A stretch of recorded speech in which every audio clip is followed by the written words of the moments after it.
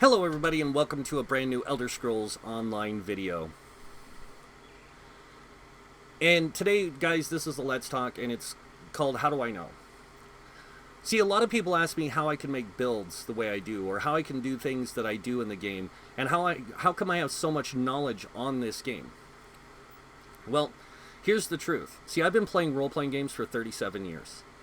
I started with a game called Dungeons & Dragons. In fact, my sister introduced it to me. And one of the things that I learned from playing that was there's no such thing as a tank, a healer, and damage dealer.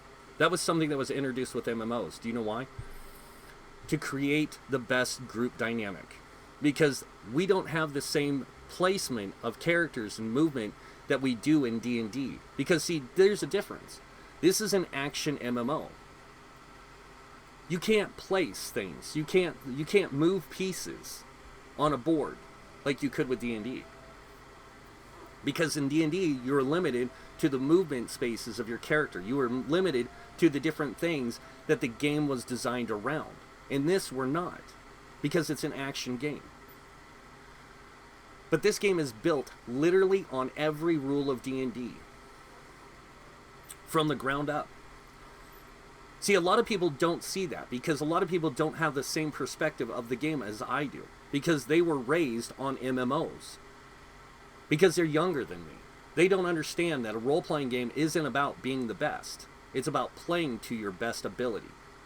And you have to use the tools available to do so. See, the Trinity was put into games so that there was a way that they could create a system similar to how you play D&D. What would you do in D&D if you went into combat? You would put your strongest damage soaking up people in front. You would put your fighters, you would put your ranger or somebody who was designed for combat, physical combat, up front. Because that's what they're designed to do. And see, I tried to explain this to my sister the other day. I told her, I said, I don't like what I'm doing with my channel because I'm not telling people the truth. I'm not telling them what they can really do with their characters. And she's like, no, you're doing fine. You do a really good job. I know I do a good job. I know the game. I understand that. And I understand where you're coming from, but you're not listening to me. See, my sister should have been the first one to tell me that, oh my God, this is Dungeons & Dragons. She should have felt it as soon as she logged into the game. But she couldn't. Do you know why? She was blinded by things like World of Warcraft and other MMOs that told you that in order to play a tank, you had to play a specific way. In order to play a healer, you had to play a specific way. In order to play a damage dealer, you had to play a specific way. Instead of looking at the game from the perspective of a D&D player, she was looking at it from the perspective of an MMO player. Because this is an MMO. But it's not that kind of MMO. In fact, this is nothing close to those games. You show me one of those games that gives you as much freedom as this game does. And I can promise you, when you see what this game truly allows, your head will snap. Because this is a role-playing game. And that's what people forget. All the time. It's a role-playing game. You don't play a build, you play a character. You build your character into what you want him to be. You choose a race and a class for a reason. Because that's what you want to play. You know that when you pick that race and that class, and how you decide to play him, you've already flawed yourself. Because that's part of the game's design. If I choose to be a high elf and I choose to be stamina, even though the race is made for magicka, it doesn't limit my ability to just stamina, because I can progress my character to the point where I can get the gear sets I want to use, and then I can use the traits and mundus stones and all that stuff to set my character up to use all three things: magicka, stamina, and health. And I can choose how effective I am with them, because I have the tools in the game to do so. You guys ask me how I know so much about role-playing games? Or this game, and why I know so much, why I can make builds so easily? That's why. I already know the game. I know the rules of the game. I've been playing it for 37 years. I know how the tools work. The problem is that I had the same thing happen to me. I started to look at it from an MMO perspective, not a D&D perspective. See, your character is only limited to the power of your character, period. In any role-playing game, there is always reason for rules. Now you got to remember, this isn't like D&D because we don't have the same aspects of D&D in it. It's an action game, but we need to have the same kind of symbolism as D&D. In D&D, you have abilities. Those abilities can only be used so many times per day, or they can only be cast so many times per day. In the old rules. In the new rules, it's per rest. So, short rest, you can regain hit points and stuff. In long rests, you can regain your abilities and stuff to use. And the reason why they do that is to restrict your character's power to fit it within the game's design. See, when Gary Gygax and Ed Greenwood created D&D, they took the idea of miniature wargaming and said, we could do better than this. We could actually make this into a fantasy role-playing game like Lord of the Rings. And they did. They made this fantastic game. And people fell in love with it. In fact, you want to know who fell in love with it? People who created Elder Scrolls fell in love with D&D. They wanted to bring the D&D experience to the players. They just didn't want to put all the restrictions on them. They wanted them to decide on their own how they played their characters. Why? Because that's part of a role-playing game. See, a lot of people don't understand how the role-playing game works. They don't understand what it means to be a role player. Because their idea of role-playing is what they see online. Oh, it's somebody who acts out their character. No, being a role player means you play your character the way you want. That's it. I want my character to be a warrior, I'm going to make a warrior. But I'm going to take advantage of every tool available. Why? Because I can. Can my warrior just be a warrior? No, I can be a tank, I can be a damage dealer, because that's what I have him set to.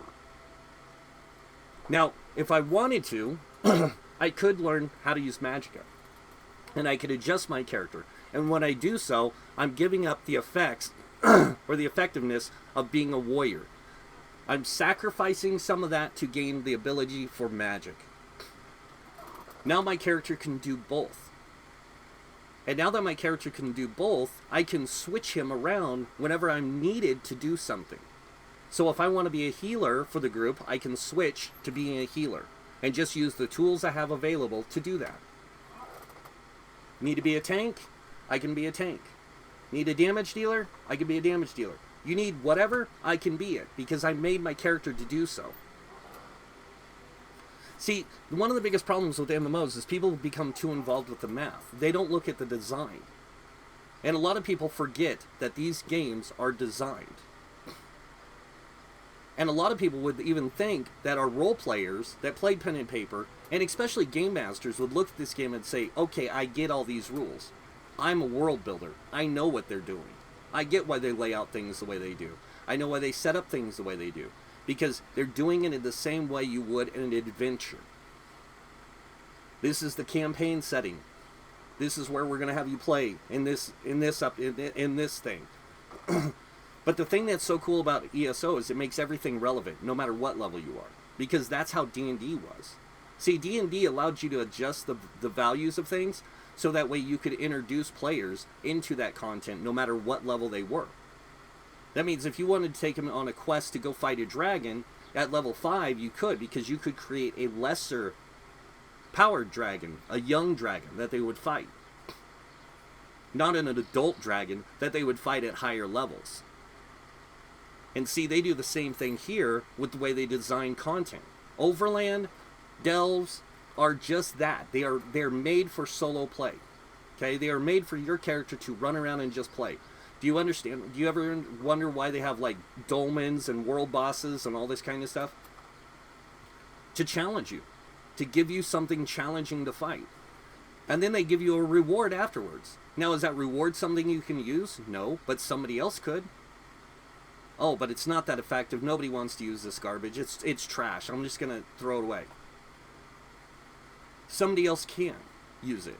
See, and this is where a lot of people don't understand the market of the marketplace. And this is why I always make fun of people with the marketplace, because it's funny to watch the prices of stuff shoot up and down all the time because they're trying to chase the meta with the pricing. And they don't realize that the game doesn't have a meta. It was never meant to. Because it's a role-playing game. It wasn't a meta game. If you want to create a meta game, you create a meta game. You create League of Legends. You create StarCraft. You create those kind of games where the rules are defined to be strict, and the tools you have available are defined to be strict. ESO's rules aren't defined to be strict. They limit your... They give you all the tools you need to be the best character you can. And you can play how you want, because the game allows that. You ever wonder why Conan the Barbarian never wore armor? Because it restricted his ability to move. He chose to wear a loincloth. And he trained himself to be that way. You ever wonder why Gandalf used the staff and the sword? Because he trained himself with them. And he was very powerful. And he even tanked the Goblin King in the mountain. He tanked it. Nobody else did. He stood up to him and said, hey, bring it on. And then he chopped his head off. Why? Because Gandalf isn't a wuss. He knows his abilities. He knows what his limits are. He even took on the Balrog. Because he knew he was powerful enough to try. And that there was nobody else in that group that was going to be able to defeat it but him. That's why he made him run.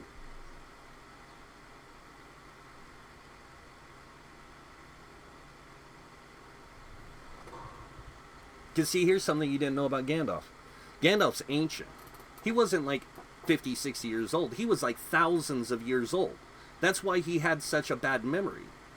You try and remember everything for 1,000 years. You're not going to remember it all. In fact, your memory is going to be so confargled, you're not going to know what is right and what is wrong.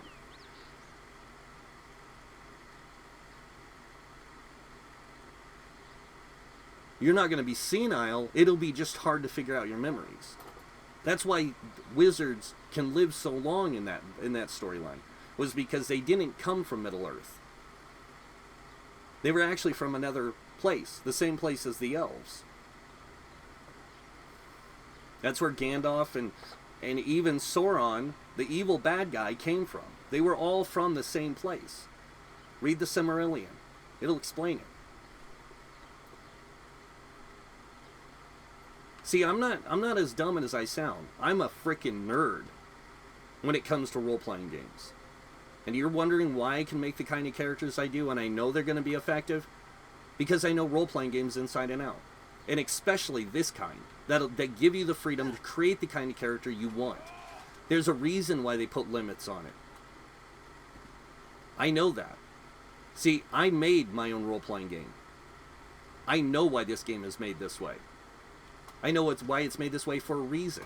It's to restrict your power and to restrict your ability of play. Why? Because if they don't, you will try everything under the sun to break the game. Do you ever wonder why they nerf skills so much? It's because those skills become overused. And people find a way to take advantage of those skills in such a way that it makes the game broken. So they have to adjust those rules. They can't do that with pen and paper. The only one who can adjust those rules is the DM or the game master. And that's because they're the ones in charge of the story. They're the ones in charge of the story. They're the ones who get to set the rules of this world and this game. And like I said, anyone who's played pen and paper is going, dude, you're preaching the truth. Because they know I'm right. See, these people who play MMOs, who are brought up doing MMOs like World of Warcraft and all that kind of stuff, they don't understand role-playing games. They don't understand the idea. They understand the mathematical formula to be the best. And that's it. And I don't blame them for it. That's the way they were taught. That's not how I was taught. See, I was taught to play my character. Because that's what I was told. Not only told to do, I was shown how to do it. And I was shown how to do it by some of the best players I know of. Because when you role-play a character, you design it. You create it. You're the one who develops it into what they become. Because it's no different than real life. You're the one who makes your choices in real life. Whether you want to be rich and famous or poor and dull. It's really up to you. You have to make your life the way you want it. And if you don't, well, it's going to suck for you. It sucks for me right now, but you know what? I choose my life. And I'm happy with my life. Just like I'm happy with this game the way it is. I don't like it when things change. That irritates me. Do you want to know why? Because it takes away my ability to play the game more effectively. When they nerf stuff, and it doesn't just affect one person, it affects everyone. Because it wasn't meant to be played that way. See, everyone talks about the skills and how some skills suck over others. I see the skills and I'm like, how can I use this? How can I take advantage of it? Because here's the thing you have to understand. Everyone says a tank has to play a certain way. Everyone says a healer has to play a certain way. Everyone says a damage dealer has to play a certain way to make the best group dynamic. What they don't understand is this is a role-playing game. You do not create a group dynamic. Okay? You do not create the perfect group dynamic. This isn't Final Fantasy, where they give you the characters that you can use in your group. Alright? In this, people play all different kinds of stuff. It's by design. And when people say, oh, well, I hate these people who are fake tanks and fake healers and all this kind of stuff. Well, do you know why they're there? Because there's nobody willing to play their characters. Everyone wants to play a specific role. Because that's what they're told to do. You're told you have to play a role. You don't play a role, you play a character. The role is decided by you. Because you have the tools to be a tank, a healer, and damage dealer. You just have to use them. The problem with a lot of this stuff is a lot of people say, oh, well, a healer has to use these tools. And I started to believe it myself. I started to build my characters that way. And started to show people that. Why? Because somebody told me it was more effective to use those tools over any of the other tools in the game. But what they don't understand is there is tools in this game for a reason. And when I tell people the tank doesn't have to use this particular thing or this particular thing, I'm not kidding, because a tank's job is to do one thing. It's described in the game, right here. To be a tank. Absorbs damage from enemies and prevents allies from being attacked. That's your job. That is the description that they give for the role. And that's from the developers. They don't say wear heavy armor, use sword and shield, wear this gear set and that gear set and all this stuff. No, they say this is the job of a tank. Can anyone play that way? Yes. You can do this with any character you want. Because you're playing a role-playing game. You set the parameters of your character by designing your character and choosing how they play. If you're less effective with low health, adjust it so you're more effective. Because that's the only way you're going to be more effective, is to be more survivable. See, that's how the game's designed. That's why the gear sets have such weird stats on them sometimes. It's because if you're lacking something that you don't have, you can utilize some tool to give you that advantage. See, I know role-playing games really well. And when I see a role-playing game, I can promise you, I can break it down in a matter of seconds. Because all of them are designed from one game. And they're all designed to work the same way. They're all designed from D&D. EverQuest, Meridian 59, MUDs, you name it. Every single one of those was based on a role-playing game. That role-playing game that they developed it from, all derived from one, called Dungeons and Dragons, because it was the first. It's what started the pen and paper genre. And every game that came out since then, there was another one. There was Tunnels and Trolls. And I think what it was Gary Gygax and Ed Greenwood actually saw Tunnels and Trolls and said, how can we incorporate Tunnels and Trolls with our chainmail game? And then they created D&D. And they did an awesome job. Now, the rules were kind of convoluted, and I will admit that. Even today, I still think the rules are kind of convoluted. And I don't play by all the rules, because there's a rule in that game. Here's an interesting fact. D&D has a rule. It literally says this. These are rules and guidelines to play by. They are not set in stone. Just like here. There is no rule that defines what a tank needs to have in health, magic, stamina, damage output, or anything. Do you know why? Because anyone can tank. Because the game allows anyone to tank. They have to sacrifice their ability to do one thing for another. That's part of the game. No matter what you do, you have to sacrifice to do something. Your group's lacking a healer? Well, grab your only heal and go play, because that's what you have. That's how the game is designed. If you don't have something, you find a way to make the game work for you. Everyone grab your self-heals. Let's go and try and take on this dungeon. That's the way it's made. People ask me, how can you make solo characters, make them so good? Dude, I know how to solo in a role-playing game. Because I've done it for so long. I know what tools are necessary. And I'm not doing this because I'm an egotistical brat. Or I'm a nerd or some reject. I'm doing this because I want to share with you guys my knowledge and experience of role-playing. And I want you guys to see the true aspects of this game. See, I had blinders on just like everyone else. When I realized what I was doing wrong, I stopped. I was like, no. And I've even told people, I'm still going to release builds, but they're not builds. These are character builds. These are just ways to use the tools available so you can play how you want. And you can decide if you want to be a tank, a healer, damage dealer when you want. Because I'm going to show you how. Instead of telling you how to play, I'm going to show you how you can play. Because that's what I want to do. And that's it for the video, guys. I hope I made it clear. So if you guys want to stick around and learn more about the game and how things work, come back to watch, learn, enjoy the experience.